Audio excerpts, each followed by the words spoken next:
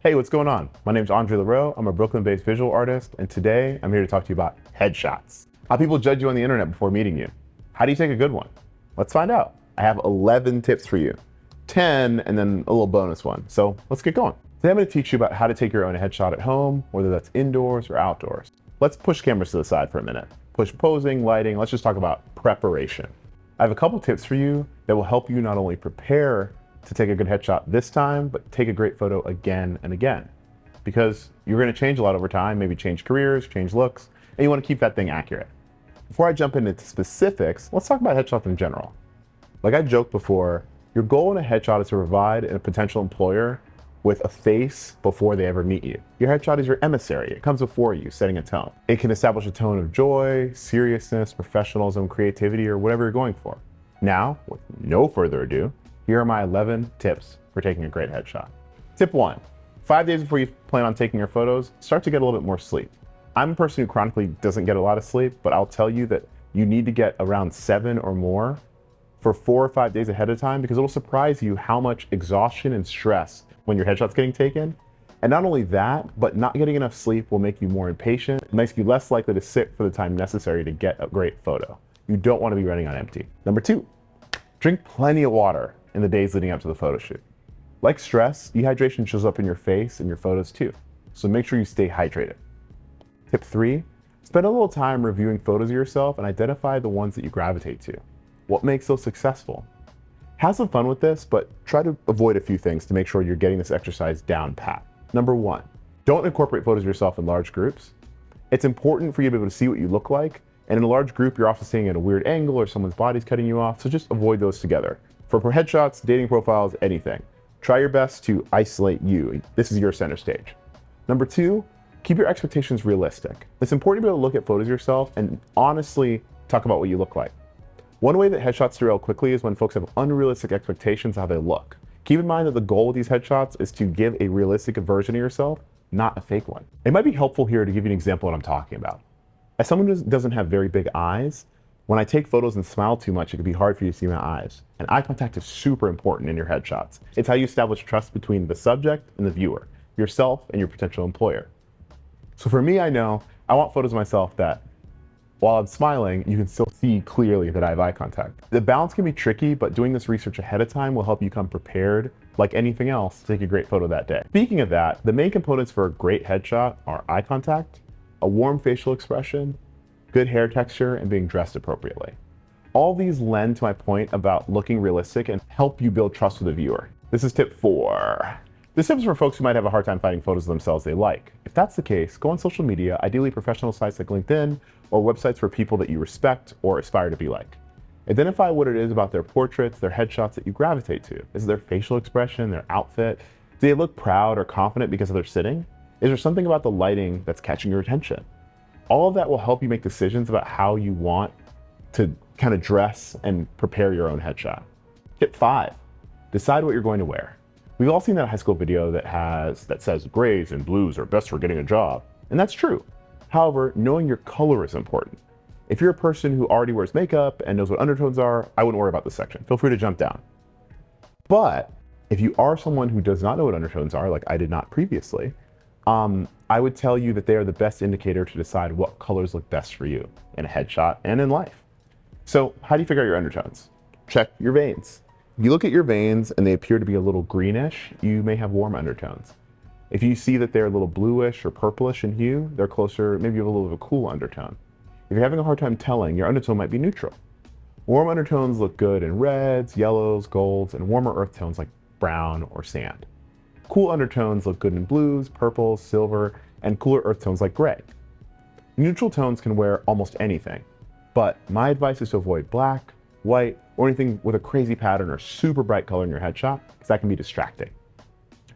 Your clothing accentuates you, doesn't overpower you. You're wearing the clothes, not the other way around. No matter what you choose, the good news is, since you're taking this yourself, you can try different things and see what you like best. The other thing to keep in mind when choosing your outfit is your background. Make sure what you're planning on wearing isn't clashing or competing with what's behind and around you. You don't want a bright color in front of another bright color, and you don't want an all dull image. You're trying to stand out. You are on center stage, and your clothing and background provide some context. Like this. You trust me because it seems like I'm a photographer, which I am, promise. Now, next, picking locations. Like I said before, your background should not distract from your image. That's why a solid background is ideal for a headshot. Often a popular choice I'd like folks to avoid is using brick. Brick can distort and just look strange on your face and add red to it. Also avoid anything that's bumping into your head. If you plan to be outside, I'd advise taking a portrait under a tree in the park while the light is nice and soft. Not in the middle of the day, but a little bit earlier or later. An hour after sunrise or an hour before sunset is ideal. If you're going inside, I would advise a strong, even light source. So whether you're maybe 2 or 3 feet from the window, but not directly in it, and I'd avoid using any overhead lamp sources because the color temperature of them are different. So it might add some color to your skin that you don't want. So we've done a ton of prep, but now let's get to the nitty gritty. What camera are we gonna use? How are we gonna pose? What angles are we working with? Tip 7, it'd be really great if you could bring a friend. Someone that cares about you enough to tell you if your blouse is bunched, or you're sitting hunched, your hair is doing something weird. There are a couple things like that that are hard for you to catch yourself, and so having someone else with you that you trust is helpful. Now, if that isn't an option, just make sure you bring the following things. A towel to dab your face, in case you're sweating, paper towel to help if any makeup is running or smeared, lots of water, and of course, your camera. That can be an iPhone, a Samsung, a DSLR, a mirrorless camera, Google Pixel, whatever. The best camera you have is the one you have with you. Now I'm gonna walk you through how to use both. With a phone, the temptation is immediately jump to depth or portrait mode. But let's hold on for a second. We need to make sure that our subject, you, is placed in nice, even light that we found, and we can see their face. And then we take our photos. Notice how we get this beautiful, soft background when we're photographed within dappled light or in portrait mode?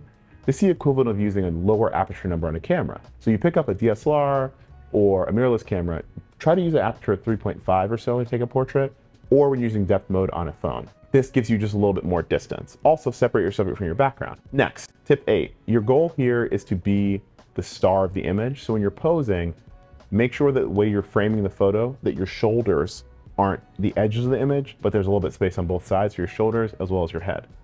It seems strange, but your proportions can be warped very quickly if you photograph too low or too high. So photographing right at eye level is where you want to be. Next, you want to figure out what side of the portrait you want to take your portrait on. So like we talked about, if your hair is parted, you want to turn toward the side your hair is parted to, and then we want to go ahead and get started.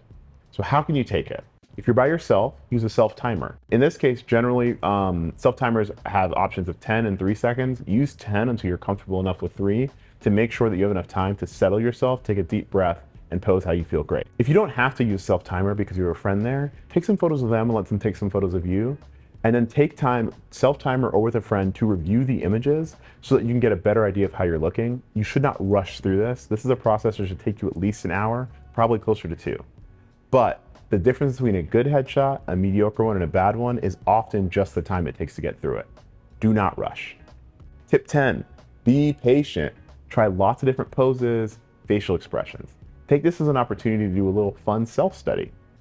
Do some where you smile with your teeth, some where your mouth is closed, some where you're softly smirking. If you want to push it to be something more serious, you can try crossing your arms, but also do some where you don't. You can put your hand in your pocket. There's a lot of different opportunities here. But the main thing I want you to tell you to do is to never shoot straight on. Pick a side and go for it. Lean with your shoulder and give your, work a little bit. Give that to your viewer. If you're looking off center and kind of diagonal, the ability to look into the lens, it can be very dynamic because it creates a shape across your body. If your hair part's on one side, have that be the side that you step forward to. If you have long hair, you want to go ahead and put one behind your shoulder. We can try a couple where your hair is all the way in the front, some in the back, some in the side. But you just want to make sure that you're making something dynamic. If you have all your hair in the front, we might lose some of your face. If you have all your hair in the back, we might lose some of your hair. So back and forth, playfulness is helpful, and you might surprise you what looks the best. See what kind of energy you can give off, and if you brought a change of clothes, make sure you play around in one for about half an hour at least, and then try something else. If you're feeling stuck, this is where referencing the photos we picked earlier is helpful. They can provide inspiration and ideas for posing, or help you figure out your ideal facial expression. If you've got a friend there, they might have some suggestions for you too. Once you've had some fun and changed things up a bit, experimented, make sure that you have at least 5 photos you're happy with. And even if you take your first few and you're like, whoa, I'm beautiful, I don't need to do anything else, slow down and take some more. It might surprise you what you've learned after 20 minutes to an hour. So much of this isn't about the tips I'm telling you, it's about your comfort. And until you're comfortable enough for the camera, you kind of have to sit there. That's the bad news. The good news is you're going to leave with something you're very proud of. Now, for the final tip. You've taken some photos, you feel comfortable. After you finish and are happy with the results, step back for a little bit, maybe a day or two, and then review the images. Give yourself some time, separate from the images so you don't take it as personally as you look through and see what worked best for you. If you have the opportunity to edit, you can use free tools like Adobe Express, Lightroom Mobile. I believe people use Snapseed also. And when you're in there, don't use too much contrast. Just give yourself a little bit of exposure bump and make sure that your hair and eyes look great. Remember, your headshot is about creating a great first impression digitally.